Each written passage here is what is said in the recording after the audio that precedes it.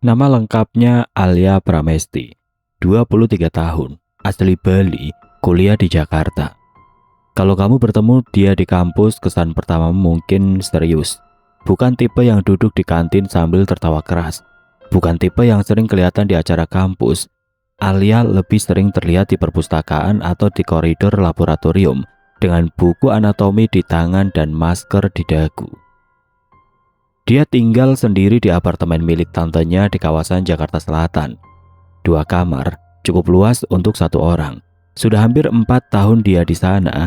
Tantenya tinggal di Singapura dan mempercayakan unit itu ke Alia selama dia kuliah. Sepi, ya. Tapi Alia tidak keberatan.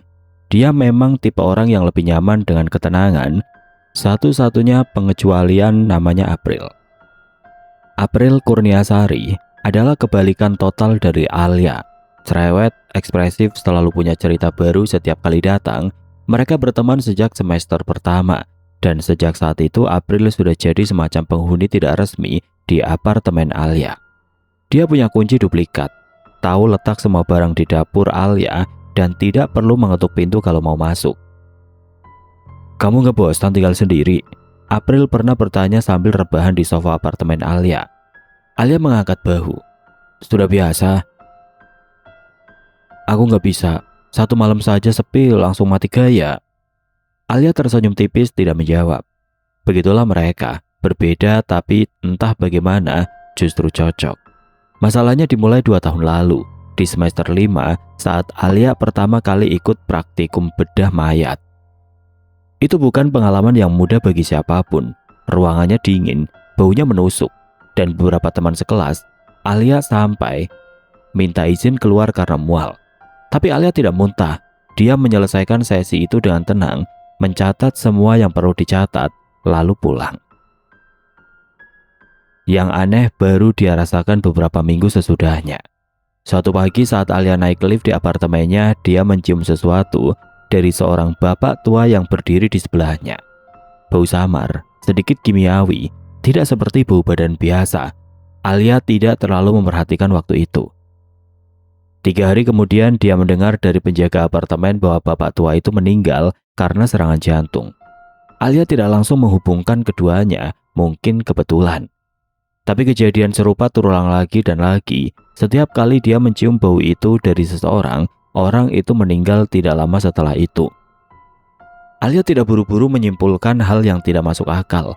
Dia mahasiswi kedokteran. Cara berpikirnya sistematis. Dia mulai membaca literatur dan menemukan penjelasan yang cukup masuk akal. Selama 2 tahun mengikuti praktikum, hidungnya terpapar senyawa cadaverin dan dimetil sulfida secara rutin. 2 senyawa kimia yang dihasilkan dari proses pembusukan jaringan tubuh. Paparan berulang bisa melatih sistem penciuman menjadi jauh lebih sensitif terhadap senyawa-senyawa tersebut. Yang tidak banyak orang tahu, tubuh manusia yang mengalami kegagalan organ atau proses kematian sel secara masif juga memproduksi senyawa serupa. Dalam kadar sangat kecil, jauh sebelum kematian klinis terjadi, terlalu kecil untuk dideteksi orang biasa. Tapi tidak untuk hidung yang sudah terlatih seperti hidung Alia. Secara ilmiah penjelasan itu masuk akal, konsisten, bisa dipertanggungjawabkan. Masalahnya, tidak ada satupun jurnal yang bisa membantu Alia menanggung kenyataan bahwa setiap kali bau itu datang, dia tahu seseorang akan mati dan dia tidak bisa berbuat apapun. 2 tahun Alia menyimpan ini sendiri. Tidak cerita ke dosen, tidak ke orang tua, tidak ke April, terutama tidak ke April. Karena apa yang mau dia bilang? Bahwa hidungnya bisa mendeteksi kematian, bahwa setiap kali dia dekat dengan seseorang, dia diam-diam mengecek apakah orang itu akan segera pergi. Tidak ada yang akan percaya, dan Alia tidak mau dianggap tidak waras. Jadi dia diam dan terus diam. 2 tahun menyimpan rahasia itu sendirian bukan hal yang mudah, tapi Alia tidak punya pilihan lain dan untuk sementara, rutinitas hariannya cukup membantu dia tetap waras. Kuliah, belajar, tidur, bangun, kuliah lagi, begitu terus. Sampai suatu sore di pertengahan bulan rutinitas itu pecah. Alia baru selesai makan roti bakar dan segelas teh hangat ketika kantuknya datang lebih awal dari biasanya. Dia menutup buku, meletakkannya di meja, dan berbaring di sofa ruang tengah. Apartemen sepi seperti biasa. AC menyala pelan. Dalam beberapa menit dia sudah tertidur. Dia tidak tahu sudah berapa lama tidur ketika hidungnya menangkap sesuatu. Bau itu, Alia terbangun bukan karena suara, bukan karena mimpi, tapi karena bau yang tiba-tiba sangat menyengat di ruangan itu. Lebih kuat dari semua yang pernah dia cium sebelumnya. Dia duduk tegak, langsung waspada. Jantungnya mulai berdegup cepat. Bau itu tidak datang dari dapur, tidak dari kamar mandi. Aromanya menyebar merata di seluruh ruangan, tajam dan menusuk, persis seperti yang dia kenal. Senyawa yang sama, tapi dengan intensitas yang berbeda dari biasanya. Pikiran pertamanya langsung ke April. Dia meraih ponsel dan menelpon. 2 kali nada sambung, lalu April mengangkat. "Halo, ada apa, Al?"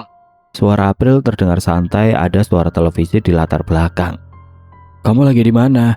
tanya Alia berusaha menjaga suaranya tetap datar. "Di rumah lah, lagi rebahan." "Kenapa?" "Nggak apa-apa, cuma mau mastiin aja." "Mastiin apanya? Kamu baik-baik saja?" "Iya baik, udah dulu ya." Alia menutup telepon sebelum April sempat bertanya lebih lanjut. Dia menarik nafas perlahan. April aman, tapi bau itu masih ada. Bahkan terasa semakin pekat. Alia berdiri dan mulai berjalan pelan ke arah jendela, mencoba mencari logika di balik ini.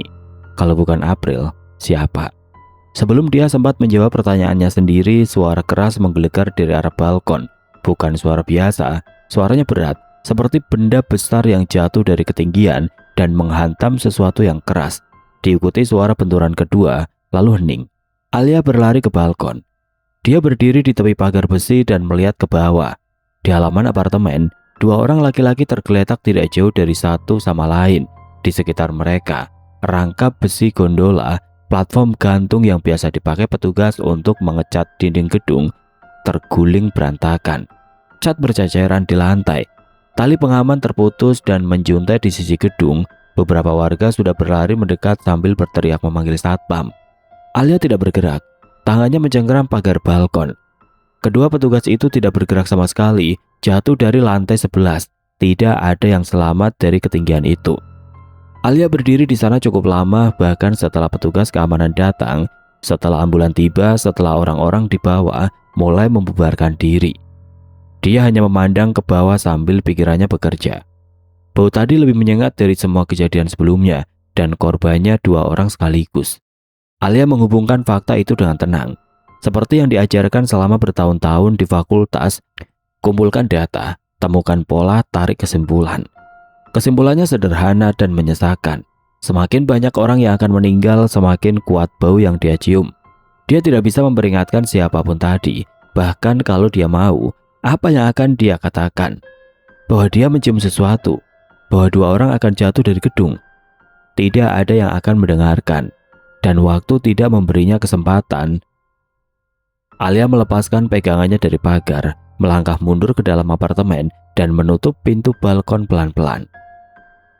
Kejadian di balkon itu tidak pernah benar-benar pergi dari kepala Alia, tapi hidup tidak memberinya waktu terlalu lama untuk diam.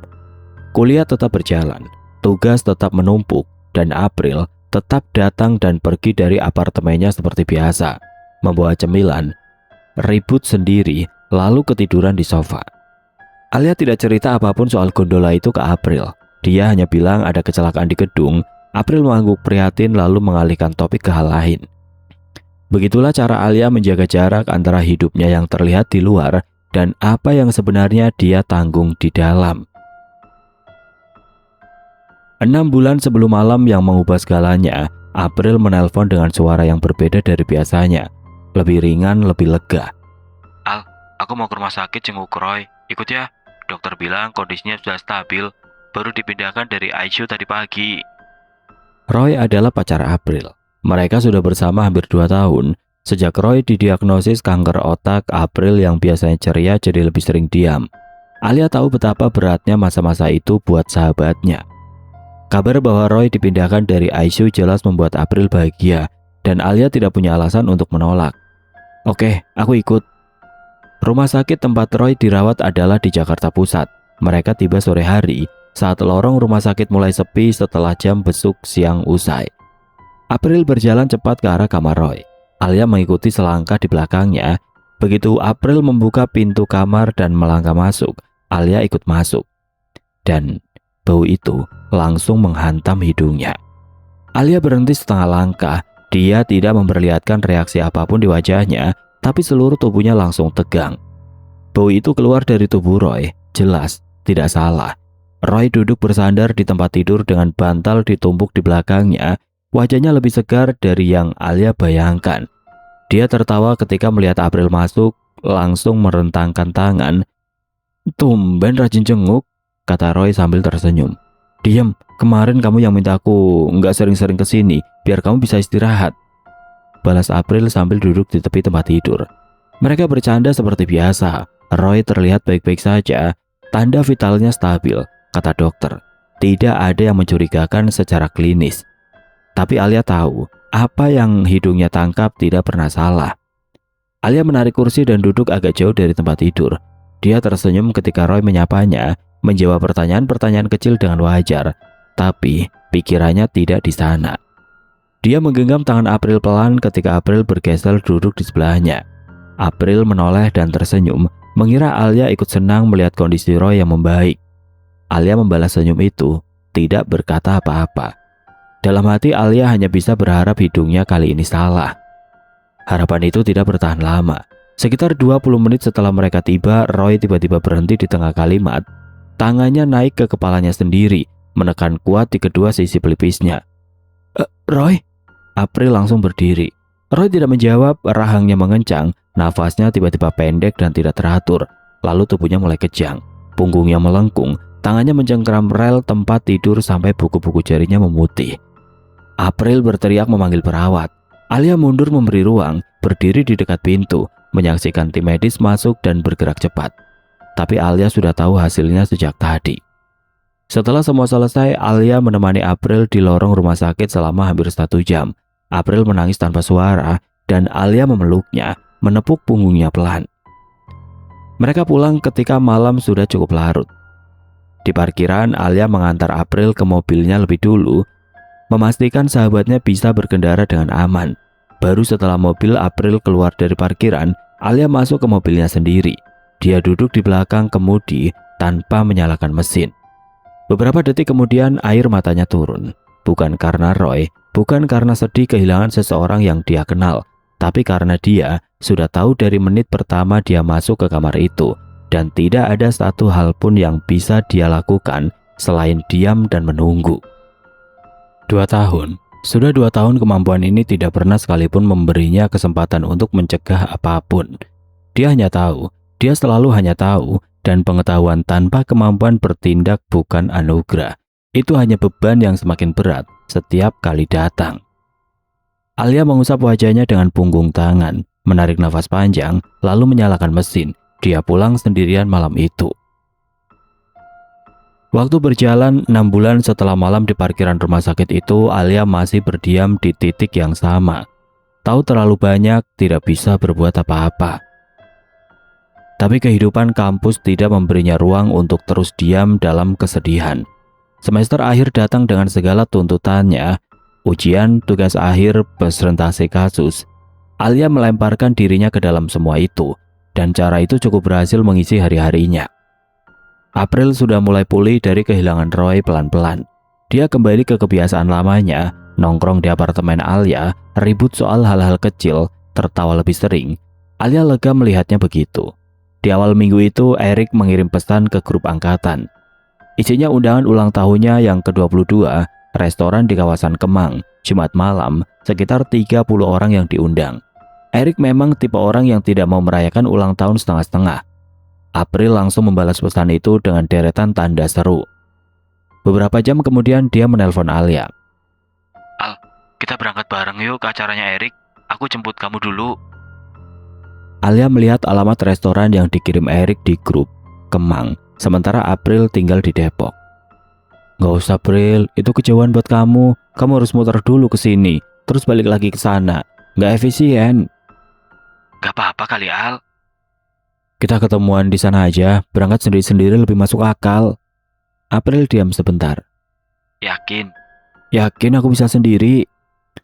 Oke deh, tapi kamu jangan telat ya. Aku yang pasti telat. Alia tertawa pelan. Berarti salah satu dari kita harus datang tepat waktu. Jumat sore, Alia bersiap dengan santai. Dia mandi, memilih baju yang rapi tapi tidak berlebihan. Makan mie rebus dulu sebelum berangkat karena dia tidak suka makan banyak di acara orang lain. Tidak ada yang berbeda dari sore itu. Tidak ada bau asing, tidak ada perasaan tidak enak. Semuanya biasa saja. Dia mengunci pintu apartemen, turun ke parkiran, dan menyalakan mobilnya. Di tengah perjalanan, saat lampu merah di persimpangan Fatmawati, Alia menelpon April lewat sambungan di mobilnya. Kamu udah di jalan? Udah, baru ke tol, macet dikit tapi oke. Kamu? Hampir sampai kayaknya, tinggal belok sekali lagi. Duluan aja Al, aku nyusul. Titip salam dulu buat Erik. Iya, hati-hati di jalan. Sip, sambungan terputus. Lampu berganti hijau. Alia melanjutkan perjalanan.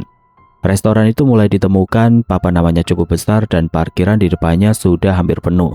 Alia memarkirkan mobilnya, mengunci pintu, dan berjalan menuju pintu masuk. Dari luar sudah terdengar suara musik dan obrolan. Beberapa teman kampus yang dia kenal melambaikan tangan dari dalam kaca. Alia mendorong pintu masuk dan melangkah ke dalam ruangan. Langkahnya berhenti, hidungnya menangkap sesuatu. Bau itu datang lagi, dan kali ini lebih pekat dari sebelumnya. Bau itu memenuhi seluruh ruangan begitu Alia melangkah masuk. Dia berdiri diam di dekat pintu, wajahnya pucat. Tangannya yang menggantung di sisi tubuh mulai gemetar pelan. Suara obrolan dan musik di sekelilingnya terasa jauh, seperti didengar dari balik kaca. Erik yang kebetulan berdiri tidak jauh dari pintu langsung menyadari ada yang tidak beres. Alia? Erik melangkah mendekati dan menahan bahunya. Kamu kenapa? Hampir jatuh tadi. Alia menarik nafas pendek dan memaksa senyum. Enggak apa-apa, kayaknya tadi kurang makan, sedikit pusing saja. Erik mengangguk pelan tapi matanya masih memperhatikan. Duduk dulu sini, aku ambil minum. Enggak usah, aku baik-baik saja, makasih ya Erik, selamat ulang tahun. Alia menepuk lengan Erik dan mulai melangkah masuk lebih jauh ke dalam ruangan sebelum Erik sempat bertanya lagi. Ruangan itu cukup besar, sekitar 30 orang berkumpul. Sebagian besar sudah duduk di meja masing-masing, sebagian masih berdiri mengobrol di sisi ruangan. Musik latar mengalun pelan, lampu ruangan hangat dan tidak terlalu terang. Alia berdiri sebentar memindai ruangan. Bau itu ada di mana-mana, tapi tidak datang dari satu arah yang jelas, artinya sumbernya ada di dalam ruangan ini, bukan dari luar. Dia memutuskan bergerak. Dengan gaya yang dibuat sesantai mungkin, Alia mulai berkeliling menyapa teman-teman kampusnya satu persatu. Bukan hanya berjabat tangan. Dia memeluk mereka cukup dekat untuk hidungnya yang bisa bekerja. Teman pertama, Dinda. Tidak ada bau itu. Teman kedua, Bagas, tidak ada. Teman ketiga, keempat, kelima tidak ada. Beberapa orang tertawa senang melihat Alia yang biasanya pendiam tiba-tiba jadi sangat ekspresif malam itu. Ada yang berkomentar, wah Alia lagi mood bagus nih. Ada yang langsung balik memeluk dengan antusias. Alia tersenyum merespon semua komentar itu, tapi pikirannya tidak ikut tersenyum. Setelah hampir semua tamu dia sapa, hasilnya sama. Tidak ada satupun dari mereka yang menjadi sumber bau itu. Alia berdiri di sudut ruangan, berpura-pura memeriksa ponselnya, pikirannya bekerja cepat. Kalau bukan dari tamu, apakah dari staf restoran? Dia memperhatikan beberapa pelayan yang lalu lalang, mereka tidak tinggal lama di dekat meja manapun. Jarak mereka terlalu singkat untuk hidungnya bisa mendeteksi dengan akurat. Tapi bau itu terlalu pekat, terlalu kuat untuk bisa diabaikan begitu saja. Alia menelan ludah, intensitas bau ini lebih tinggi dari kejadian gondola dulu. Dan waktu itu 2 orang meninggal sekaligus. Kalau kali ini lebih kuat dari itu, kemungkinannya tidak menyenangkan untuk dipikirkan. Alia menghentikan arah pikirannya sebelum terlalu jauh. Dia tidak boleh menarik kesimpulan tanpa data yang cukup. Dia belum memeriksa semua orang di ruangan ini, tapi tubuhnya tidak bisa diajak kompromi. Tangannya masih gemetar pelan, dadanya terasa sesak. Dia butuh waktu sebentar untuk berpikir dengan kepala dingin. Alia berjalan ke arah toilet di ujung ruangan. Dia mendorong pintunya, masuk dan mengunci pintu dari dalam. Ruangan toilet itu kecil dan sepi, hanya ada 2 wastafel dan cermin panjang di dinding. Alia berdiri di depan cermin, dia melihat wajahnya sendiri, pucat, sedikit berkeringat di dahi. mata yang tidak bisa menyembunyikan ketegangan. Dia menyalakan keran, membasuh kedua tangannya dengan air dingin, lalu berdiri tegak menatap pantulan dirinya.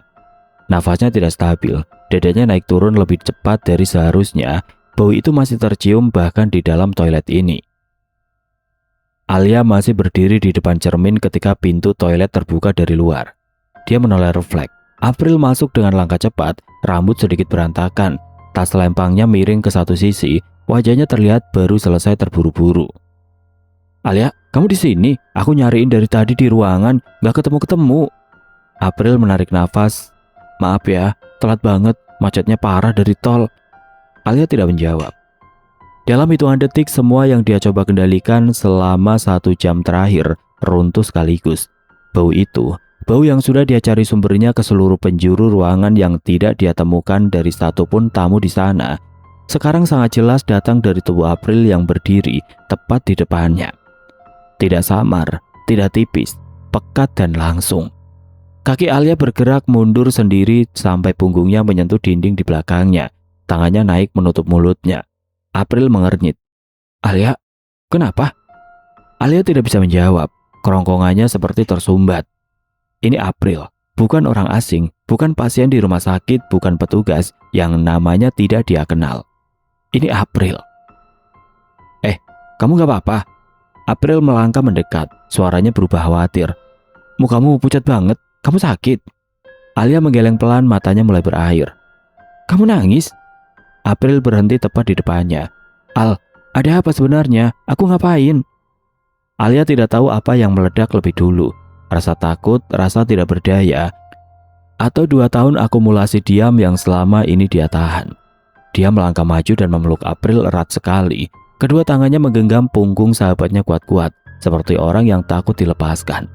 April kaku sebentar karena terkejut, lalu tangannya naik membalas pelukan itu. "Al, kamu kenapa sih?" Suara April pelan bingung. "Kamu gak boleh kemana-mana." Suara Alia pecah. "Gak boleh jauh dari aku malam ini, gak boleh." Iya, aku di sini, tenang." April menepuk punggungnya pelan berulang. "Aku telat doang, Al, gak ada apa-apa." "Jangan pergi dulu, jangan kemana-mana sendirian." "Oke, aku gak kemana-mana." April mengusap punggung Alia dengan sabar. "Kamu kelelahan ya? Atau ada masalah yang belum kamu ceritain ke aku?" Alia tidak menjawab. Dia terus menangis dengan wajah yang disembunyikan di bau April. April tidak memaksa, dia hanya terus menepuk punggung sahabatnya menunggu. Tapi tubuh Alia sudah tidak bisa diajak bertahan lebih lama. Tangannya yang menggenggam punggung April mulai melemas, lututnya terasa tidak solid lagi, dadanya sesak, nafasnya pendek dan tidak teratur. "April," suaranya turun dan jadi bisikan. "Aku di sini." Alia tidak mendengar kalimat itu selesai. Tubuhnya meluncur pelan ke bawah. April panik mencoba menahan, tapi berat badannya sudah sepenuhnya jatuh. Alia terduduk di lantai toilet, lalu kepalanya terkulai ke samping. Gelap. Alia membuka matanya perlahan, langit-langit putih, lampu neon yang terlalu terang, bau antiseptik yang familiar, rumah sakit. Dia mencoba duduk, tapi kepalanya langsung berat. Tangannya ada selang infus. Di kursi sebelah tempat tidurnya, Erik duduk dengan wajah yang tidak bisa menyembunyikan kekhawatiran. 2 teman kampus lainnya berdiri di dekat pintu. "Kamu udah sadar?" Erik langsung bergeser lebih dekat. "Terang dulu, kamu pingsan di toilet restoran tadi. Kita bawa kamu ke sini." Alia mengangguk pelan, kepalanya masih berat, lalu ingatannya kembali sepenuhnya. Dia melihat langsung ke arah Erik. "April mana?" Erik tidak langsung menjawab, dia menarik nafas dan memindahkan pandangannya sebentar ke lantai, lalu kembali ke wajah Alia. "Rick." Suara Alia lebih tegas. "April mana?" Erik diam cukup lama, terlalu lama. "Aku minta kamu tenang dulu ya, Al. Bilang dulu April di mana?" Erik duduk tegak, suaranya pelan tapi jelas. "Jadi, waktu kamu pingsan di toilet tadi, kita sempat panik nyariin April karena dia belum kelihatan di ruangan. Ternyata April belum masuk ke restoran waktu itu. Dia baru parkir di luar." Alia menunggu. Di jalan menuju restoran ada truk yang ban belakangnya pecah mendadak. Truknya oleng ke kiri dan tidak bisa dikendalikan. Mobil April ada tepat di sebelahnya. Erik menelan ludah. Mobil April tertimpa, April meninggal di tempat kejadian, Al, sebelum dia sempat masuk ke dalam. Ruangan itu terasa berhenti bergerak. Alia tidak menangis, tidak berteriak. Dia hanya terdiam menatap Erik dengan ekspresi yang sulit dibaca. Beberapa detik berlalu sebelum Alia akhirnya bicara lagi dengan suara yang sangat pelan. Rick, kamu bilang April belum masuk ke restoran waktu aku pingsan? Iya, kata saksi di parkiran. April baru turun dari mobilnya beberapa menit sebelum kejadian truk itu. Dia bahkan belum sampai di pintu masuk restoran. Alia memejamkan matanya sebentar. Tapi aku ketemu dia di toilet. Erik mengernyit. Apa? April masuk ke toilet waktu aku di sana. Dia ngomong sama aku, dia peluk aku. Erik tidak menjawab. Dua teman yang berdiri di dekat pintu saling pandang diam-diam. Tidak ada yang bisa menjelaskan itu. Tidak Erik, tidak siapapun. Alia tidak bertanya lebih lanjut. Dia tidak punya tenaga untuk itu. Dan di dalam dirinya, dia tahu tidak akan ada jawaban yang masuk akal untuk pertanyaan itu. Tidak malam ini, mungkin tidak selamanya. Air matanya turun tanpa suara, bukan isak tangis, bukan sesegukan. Hanya air mata yang mengalir pelan di sisi wajahnya, membasahi bantal di bawah kepalanya. Erik meletakkan tangannya di lengan Alia dengan pelan. Dia tidak berkata apa-apa, karena memang tidak ada kata yang cukup. Setelah beberapa saat, Alia menggerakkan tangannya pelan, meminta Erik untuk mundur, bukan dengan kasar, hanya isyarat bahwa dia butuh ruang. Erik mengerti. Dia berdiri dan memberi tanda ke kedua teman lainnya untuk keluar sebentar. Pintu kamar rumah sakit itu menutup pelan. Alia berbaring sendirian menatap langit-langit putih di atasnya. Selama 2 tahun, dia tidak pernah benar-benar sendirian. Karena selalu ada April yang datang dan pergi dari apartemennya, yang mengirim pesan tengah malam, yang muncul tanpa pemberitahuan dengan cemilan di tangan. Sekarang tidak ada lagi. Dan untuk pertama kalinya sejak semua ini dimulai, Alia menyadari bahwa beban yang selama ini dia pikul sendirian, kini tidak punya kemana lagi untuk dibagi. Alia keluar dari rumah sakit 2 hari setelah malam itu. Erik yang menjemputnya. Selama perjalanan pulang, Alia duduk di kursi penumpang tanpa banyak bicara. Erik tidak memaksa. Dia hanya memastikan Alia sampai di apartemen dengan selamat, mengantar sampai di depan pintu, dan bertanya sekali, apakah Alia butuh sesuatu. Alia bilang tidak. Erik mengangguk dan pergi. Pemakaman April berlangsung di kampung halaman keluarganya di Bandung. 3 hari setelah kecelakaan itu, Alia hadir. Dia berdiri di antara keluarga April dengan wajah yang terjaga, mengucapkan bela sungkawa dengan kalimat yang rapi dan tidak menangis di depan siapapun. Teman-teman kampus yang ikut hadir menganggap Alia luar biasa kuat. Mereka tidak tahu bahwa Alia sudah kehabisan air mata sejak malam di rumah sakit itu. Seminggu setelah pemakaman, kehidupan Alia dari luar terlihat berjalan seperti biasa. Dia makan, dia tidur. Sesekali terlihat keluar membeli kebutuhan. Kalau ada yang menyapanya di koridor apartemen, dia membalas dengan sopan. Tapi pesan dari Erik tidak dibalas. Pesan dari teman-teman kampus juga tidak. Telepon masuk, dia biarkan berdering sampai berhenti sendiri. Bukan karena Alia tidak mendengar, dia mendengar semuanya. Dia hanya tidak punya tenaga untuk merespon. Erik mulai khawatir serius setelah hari ke-10 tanpa kabar. Dia datang langsung ke apartemen, mengetuk pintu beberapa kali, tidak ada jawaban. Tapi dia bisa mendengar suara televisi menyala dari dalam. Alia, ini aku. Kalau kamu nggak mau buka pintu, nggak apa-apa. Tapi kabarin aku satu pesan saja, biar aku tahu kamu baik-baik saja. Tidak ada balasan. Erik berdiri di depan pintu itu cukup lama sebelum akhirnya pergi. Yang perlu dipahami adalah, ini beban Alia bukan hanya kehilangan April. Kehilangan April adalah puncaknya. Tapi tumpukannya sudah ada jauh sebelum malam itu. 2 tahun menyimpan rahasia sendirian, 2 tahun mencium bau kematian dari orang-orang di sekitarnya, dan tidak bisa berbuat apapun. 2 tahun menyaksikan petugas yang jatuh, Roy yang kejang, dan akhirnya April, tanpa satupun yang bisa dia cegah. Tidak ada tempat untuk meletakkan semua itu, tidak ada orang yang bisa menerimanya tanpa menganggapnya tidak waras. Jadi dia simpan semuanya sendiri, rapi di dalam, sampai tidak ada ruang tersisa. April adalah satu-satunya orang yang mungkin bisa menerima itu semua. Tapi Alia tidak pernah sempat cerita, dan sekarang tidak akan pernah bisa. Kabar tentang Alia sampai ke telinga teman-teman kampus sekitar sebulan kemudian. Tidak ada yang tahu detailnya, Kabar itu beredar dari mulut ke mulut, pendek dan tidak lengkap. Alia dikabarkan meninggal. Keluarganya di Bali tidak memberikan penjelasan apapun. Mereka menutup rapat semua informasi, menolak dihubungi, dan tidak ada yang berani memaksa. Teman-teman kampus hanya bisa menerima kabar itu dengan diam. Erik tidak pernah menghapus nomor Alia dari ponselnya. Sampai sekarang, nama itu masih ada di daftar kontaknya, tepat di antara nama-nama lain yang masih aktif.